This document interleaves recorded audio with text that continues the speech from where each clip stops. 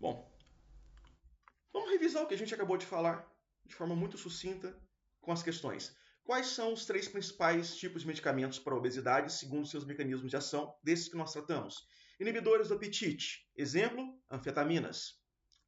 Principalmente porque ela libera noradrenalina, além de dopamina e serotonina. Inibidores da absorção de lipídios. Exemplo, o Orlistat, age lá na lipase pancreática, inibindo a lipase pancreática para que a absorção de gordura seja menor. Agonistas do GLP-1, exemplo, semaglutida, diminui o tempo de esvaziamento gástrico, aumenta a sensação de saciedade, aumenta a absorção de glicose pelas células porque estimula a insulina. Qual a definição de obesidade pela OMS? Acúmulo excessivo de gordura corporal que pode prejudicar a saúde. A obesidade é por si só classificada como uma doença. Explique a função do hormônio leptina e já na próxima. Qual a ação principal da grelina?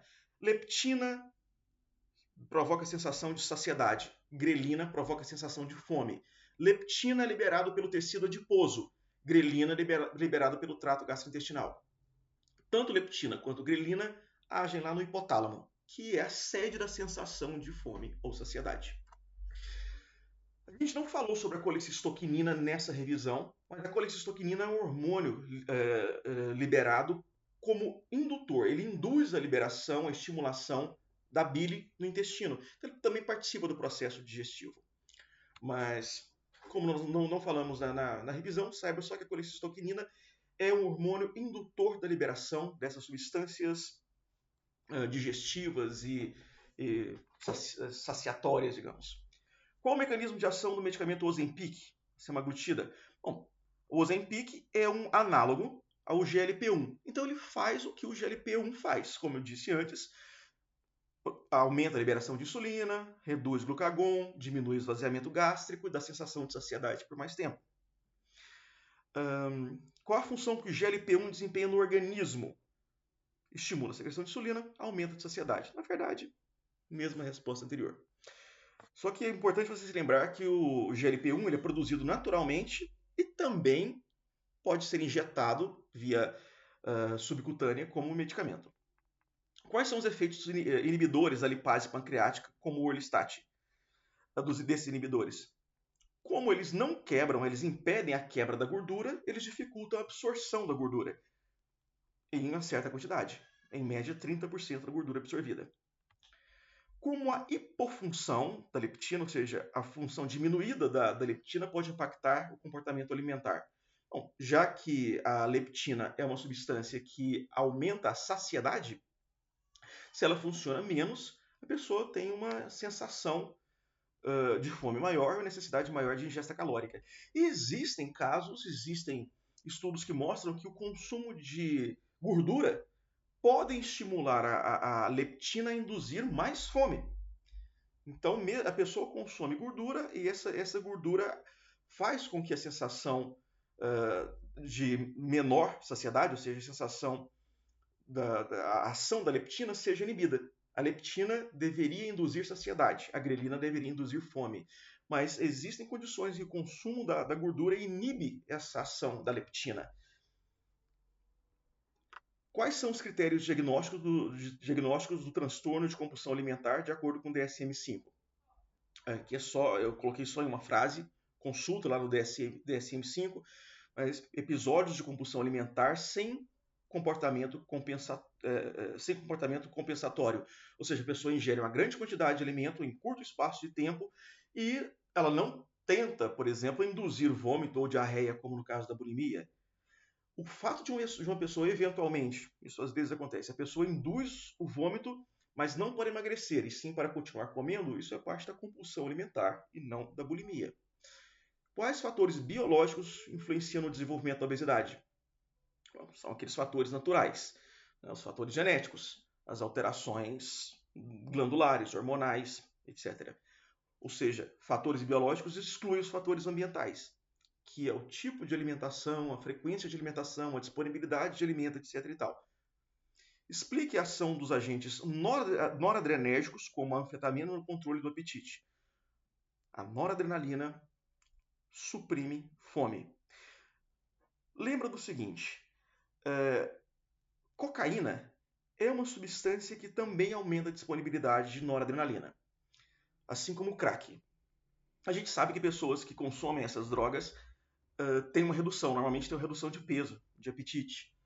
E isso acontece essencialmente pela liberação da adrenalina, que é um neurotransmissor muito relacionado à ansiedade, ativação do sistema nervoso simpático, gasto calórico, batimento cardíaco acelerado, vasoconstrição, aumento de pressão. Ou seja, a noradrenalina é uma substância que é liberada para estimular fuga e luta. Ela faz com que o trato gastrointestinal funcione menos, funcione mais lentamente. Ela faz também, além de aumentar a agitação, ela faz com que o trato gastrointestinal fique mais parado. Como a sibutramina age no sistema nervoso central para reduzir o apetite? Bom, a sibutramina aumenta a quantidade de serotonina, noradrenalina e também um pouco a dopamina no sistema nervoso central. Como ela inibe a recaptação desses neurotransmissores, eles se acumulam mais na fenda sináptica, na comunicação entre um neurônio e outro. Então, os neurônios se comunicam mais. E essa é a função dos estimulantes do sistema nervoso central, que é o caso da sibutramina. Quais fatores sociais podem contribuir para o desenvolvimento da obesidade? Bom, a cultura da magreza, a disponibilidade de alimentos de alto índice glicêmico, de alto valor calórico, de fast food, por exemplo. Então, são fatores que te pressionam, de um lado, para comer muito, de outro lado, para perder peso. Esses são fatores ambientais relacionados à obesidade.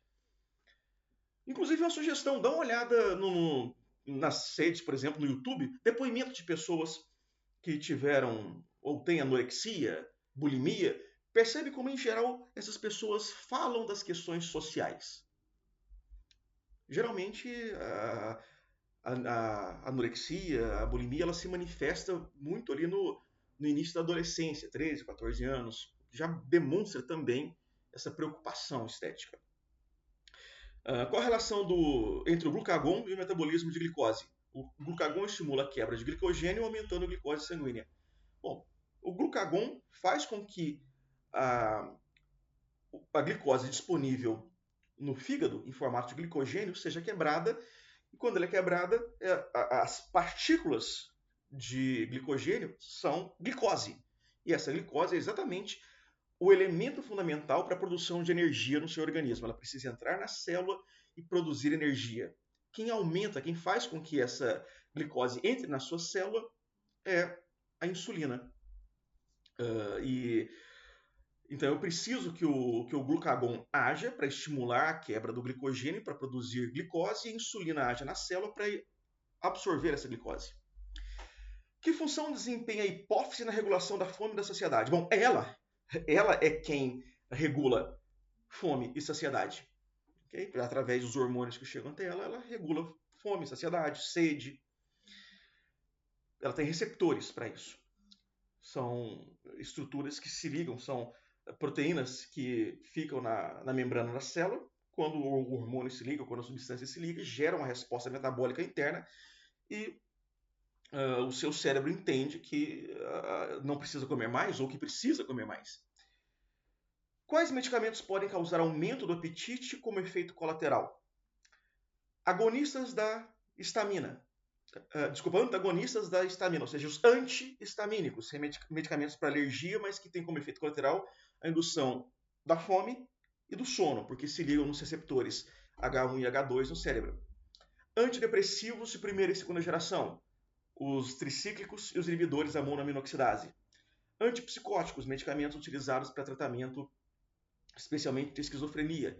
E os canabinoides, além de aumentar o apetite, ele é muito interessante para a redução da náusea. O que caracteriza a anorexia segundo o DSM-5? Restrição alimentar intensa e medo de ganhar peso. A pessoa não come por medo de ganhar peso. Diferente, por exemplo, do transtorno restritivo, que a pessoa não come, mas não existe um medo do ganho de peso por trás dessa restrição alimentar. Quais são os transtornos alimentares? Quais transtornos alimentares têm critérios diagnósticos no DSM. Transtorno síndrome de Pica, em que a pessoa come coisas que não são comestíveis. Transtorno de ruminação, o alimento volta do estômago, passando pelo esôfago para a cavidade oral, várias vezes, repetidamente. Transtorno alimentar restritivo, a pessoa não come, não é para não perder peso, a pessoa simplesmente evita comer ou qualquer alimento, ou tipos específicos de alimentos, como alimentos de determinada cor ou de determinada forma.